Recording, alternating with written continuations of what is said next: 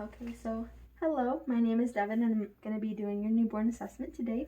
I'm going to start off by taking your vital signs. So I would start off by taking a blood pressure, and then I would do my heart rate. So it would be normally around 120 to 160, respiration rate around 30 to 60. I would do my temperature. You could do a rectal temperature. Normally they do one rectal temperature and then the rest are axillary, but sometimes they might just do an axillary one. So we would do that, and then I would use whatever assessment tool they're using in the hospital to assess pain. So I would make sure that the baby's not in pain or anything. You could also tell by the cry. So I would want to assess that. And the next thing, after you dry off the baby and you make sure they're nice and warm, you would want to get their weight. So you would get their weight in pounds, ounces, and then you would also get it in kilograms. So normally it's around 5 to 8 pounds, and then 2,500 to 4,000 grams. So then after that, normally the scales have a thing so you can measure the height of the baby. But if not, you could go ahead and get your measuring tape and you would measure the crown to rump, and then you would do rump to heel. So then you would go ahead and get that. And you would get that in centimeters and inches. There we go. Okay, after that, while I have my measuring tape out, you would also do circumferences. So I would come right here, and I would get my head circumference above the brow for the baby. And then I would come right here, and I would do the chest circumference right above the breast buds. And then I would come right here, go to the abdomen, at the largest part of the abdomen, and I would do it right there. And those are my measurements. Okay. And then I would go ahead and start with my auscultation.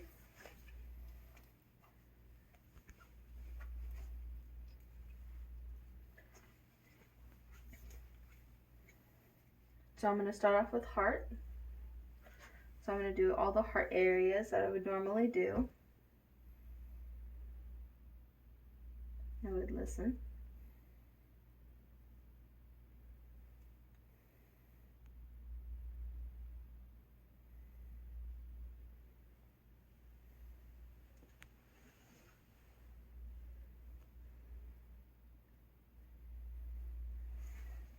And I would also get an apical pulse rate for 1 full minute just to listen to the baby's heart rate, because their heart rates are usually irregular whenever they're first born. So I would go ahead and listen for a full minute to the baby's heart rate.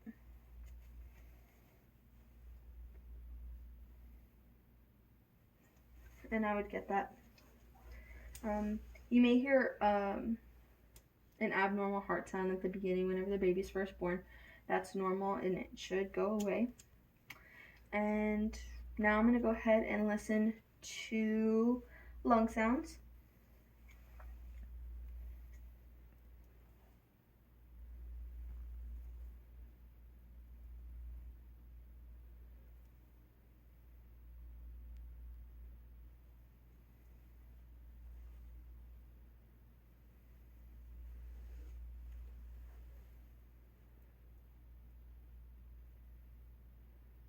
Or we go over here. And then I would have the baby turn around. So I would come right here and I would support the baby. Here.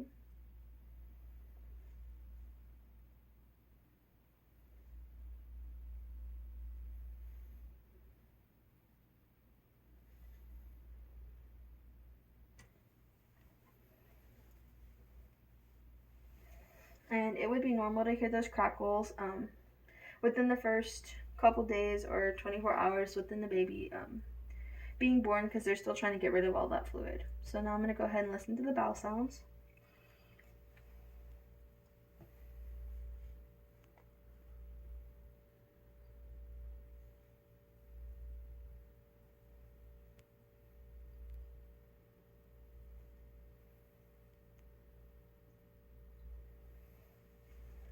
and they should be active. The baby will have bowel sounds.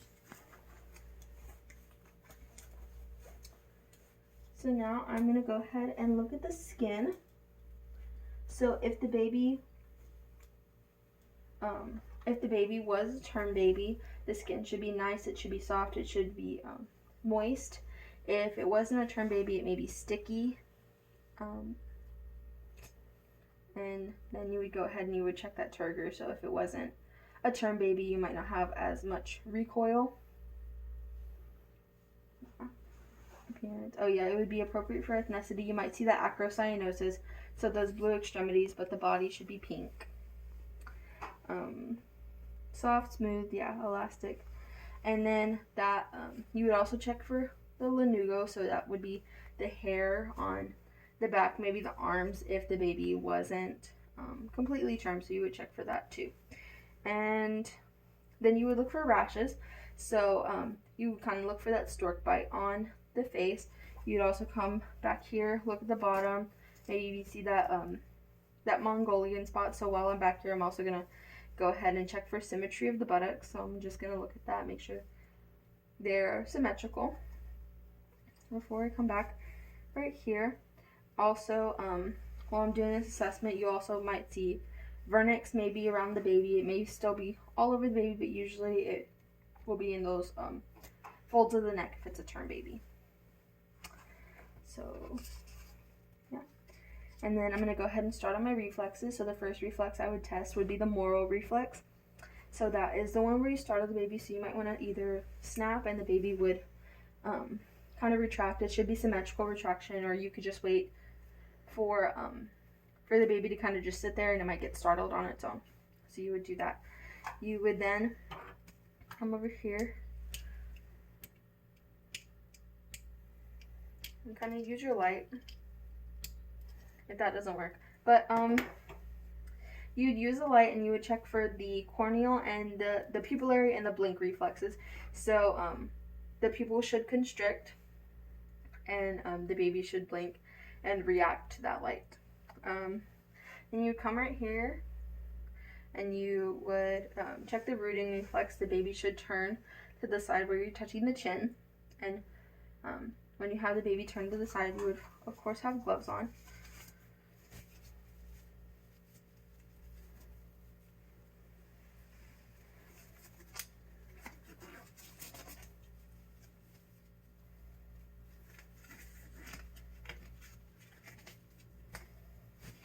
So you come over here. Whenever you're doing this and you're touching the baby's face, the baby would turn to you. So when it turns, you would kind of just have the baby put your finger in the baby's mouth, and the baby should suck. So that's that sucking reflex. And then while the baby's sucking, you could go ahead and feel that hard and that soft palate.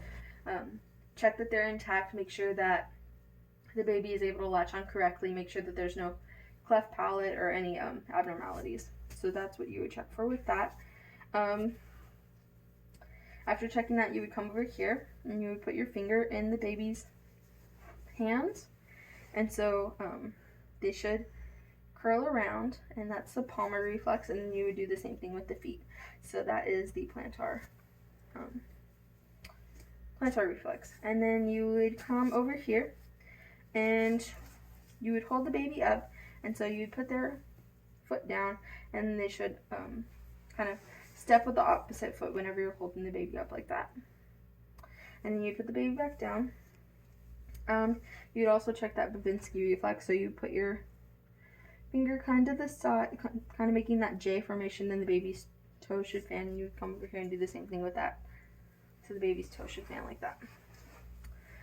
With the tonic reflex, you want to turn the baby's head to one side, and their body should kind of fall that way too. So if I turn the baby's head this way, the arm and the feet should follow, so it would be that fencer position. Same thing with this side, it should react like that.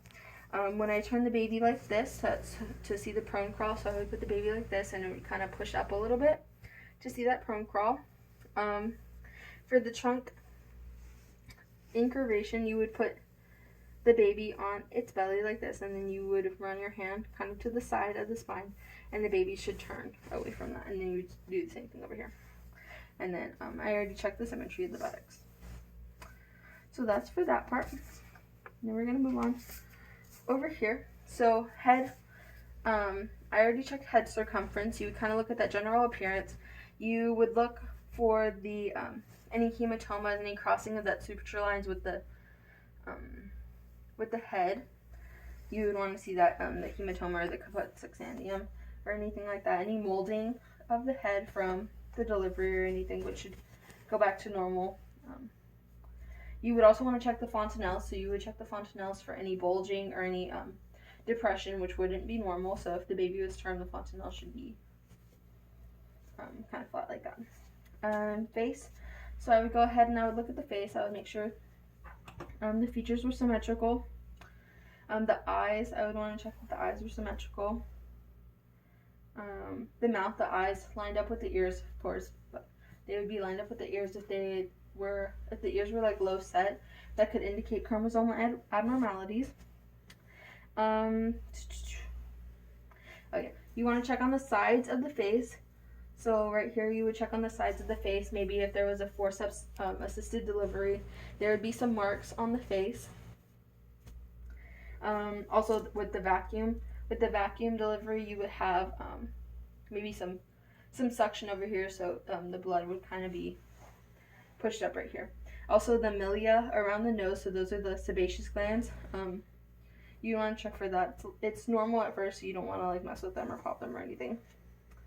Oh yeah, and we already looked at the blink and the rooting reflexes. The nose, so you would come right here to the nose, and for each nair, you would want to check for patency. So you could either hold the jaw closed and check if they could breathe out the this side, or do the same thing over here. So just to check the patency of the nairs, make sure everything's fine with that. The ears, you would come over here, and so for this one, I would look at the ears. I would look at the outer part of the ears, kind of look at the shape, make sure it's fine. Make sure there's an ear canal actually. Oh yeah, like I said, you want to check for that alignment with the eyes, so you want to make sure that they're not low set. Shape, oh yeah, for the cartilage, you want to kind of push that ear forward, and if the baby was termed, then there should be that good recoil. If it wasn't termed, then they would kind of either just kind of stay like that for a little while, or they might go back really slowly, so you just want to check that. Oh, you would also want to check for any tags, because the ear forms along the same time as the heart, so if you see any tags or any abnormalities around here, you kind of want to be on the lookout for any problems with the heart. And then you'd also want to do, while you're here assessing the ears, you want to do the hearing test. So the baby is familiar with mom's voice, so you want to just make sure that whenever the baby hears the mom's voice or hears dad's voice, that the baby kind of perks up and kind of turns towards wherever the mom's coming from, the mom's voice is coming from. So next we would do the mouth. So we already assessed the rooting reflex and everything. There was no issues with cleft palate. We checked the hard and the soft palate. So what we really have left with the mouth is the tongue. So you want to just make sure that the baby can stick out its tongue, which would mean that that frenulum isn't shortened or there's no abnormalities with that. So you just want to make sure that that's fine. And the baby's going to be able to latch on and get that nutrition. So now we're going to go into the eyes. So right here, you want to just check that they're symmetrical in shape, that they're not too far apart. So that's placement and spacing. Coordination and movement, so we kind of check that with the pupillary reflex and the blinking reflex. You want to just make sure that they're moving together. The color of the eyes is going to be darker at first whenever they're first born. You kind of want to look at the sclera, make sure that there's no discolorations, because that could mean jaundice. Conjunctiva, so I would go ahead and I would pull the lower lids down, and so I would just kind of look at that, make sure there's no abnormalities there, make sure they're nice and kind of pink whenever you look at them. Pupils will be equal, round and reactive to light. Vision, so whenever you're holding the baby, they have just enough vision to see their mom from the distance whenever they're carrying them, so whenever it sees its mom, it should be able to recognize the mom and see the mom. I would also go ahead and look at the eyelids and the lashes to make sure that everything is fine and there's no abnormalities with that. I also looked at the cornea earlier whenever I was doing my pupillary reflex, so you would go ahead and look at that as well.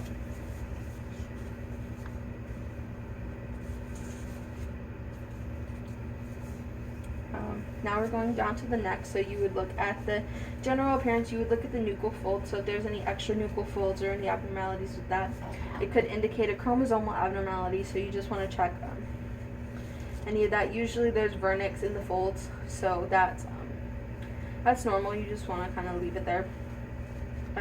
The neck should be freely movable. It's very strong, and so you just want to kind of make sure that everything's fine with that. Also, while you're on the neck, you would kind of want to run your hand along the collarbone here to kind of assess and see if you feel any bumps, because if you feel any bumps, that could indicate that the baby broke the collarbone during labor, so you want to make sure that there's nothing wrong with that, because then you would have to adjust that. And then we would move on to the chest, so I'm going to go ahead and baby's chest here. We already did the chest circumference. You want to kind of look at the general appearance, make sure there's no abnormalities, no like striated lesions, anything wrong with the chest area. We auscultated the respirations earlier. We kind of heard crackles, which are normal, but you want to make sure that there's no retractions or anything. Make sure that that the baby's breathing normally, because if you see retractions, then that could indicate a problem. So we auscultated that. You want to look at the breast buds. You want to make sure that if the baby was term, then the breast buds would be slightly raised. If they weren't, then that would mean a preterm baby. So that is what that means. And then we auscultated the heart sounds already, which a murmur is heard within the first couple hours. So that would be a normal finding. The abdomen. So we come over here. We already measured abdominal circumference. We want to kind of look at it, make sure that there's not abnormalities, like I said. Bowel sounds were active. We looked at them. The baby would have bowel sounds. We want to look at the umbilical cord. So whenever the baby's first born and they cut that umbilical cord, it will be clamped, because those vessels are still open, so that Wharton's jelly will still be on there. But whenever that dries off, then those vessels are closed, and so it's safer to remove the clamp. And then you want to just come down here and check the femoral pulses. And then you just kind of want to feel along this inguinal area and make sure that you don't have any inguinal hernias or anything.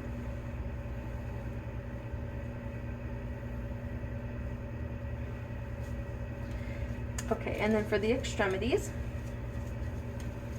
you come over here, and you want to make sure that the baby has 5 fingers and 5 toes on each side, so 5 fingers and 5 fingers and 5 toes and 5 toes.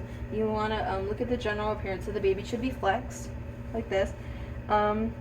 Spine, so whenever I turn the baby over like this, the spine should be C-shaped, which would be a normal finding. And then of course we already did the prone crawl, so the baby would scooch up whenever I had the baby like this. And so that's the extremities. Of course you would see that acrocyanosis with the extremities and everything, so that would be a normal finding too.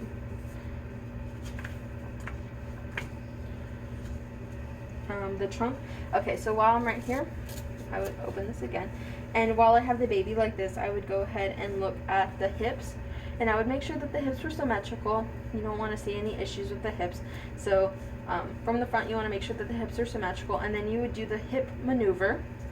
So you would come right here and the baby would be laying down, and then you would just kind of move these hips up and out like that. And if you weren't able to do that, or you kind of heard something abnormal or felt something abnormal, then it would mean that there was a problem with the hips, maybe a dislocation, maybe a break or something, so you would want to address that really fast. And then the genitalia, so depending on the sex of your baby, for females, you would want to go ahead and look at the mons pubis. You would look at the labia majora and the labia minora, and you would look at the clitoris. If the baby was term, then there would be a more prominent labia than clitoris. So if the baby was term, then that would be the issue. If the baby was preterm, then it would be the other way around. And for the male, you want to go ahead and look at the urethra, make sure that it's at the tip of the penis, and yeah, make sure there's no defects with that. And then you would go ahead and palpate the scrotum bilaterally. Make sure that the testes are descended.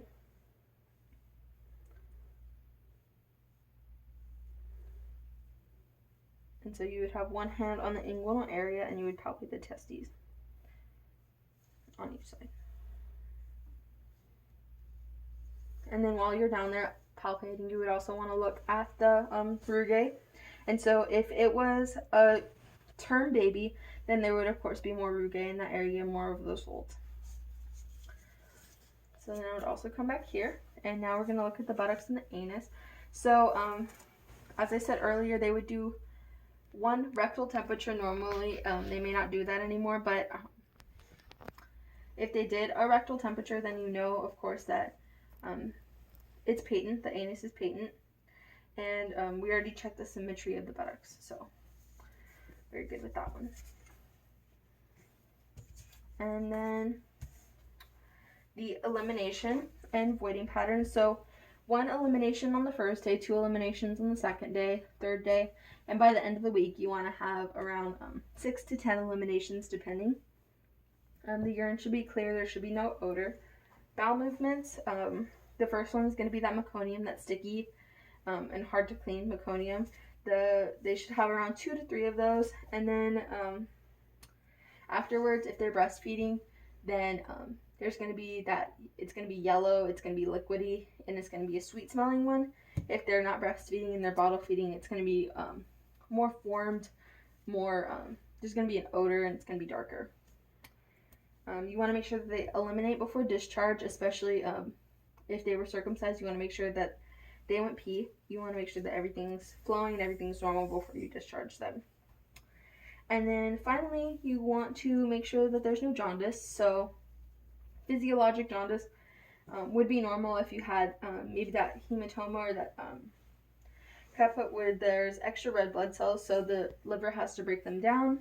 And so whenever the liver is working hard to break them down, it might not be able to keep up with the number of red blood cells that need to be broken down. So you may have that jaundice, but if you have excessive jaundice, so if there's jaundice all over the body, or if there's jaundice in like the sclera and stuff, you want to make sure that to address that, because that's pathologic jaundice, which isn't normal and isn't good. So physiologic jaundice is appropriate and is good. And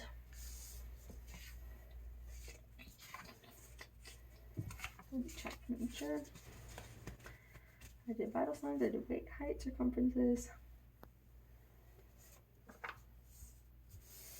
reflexes.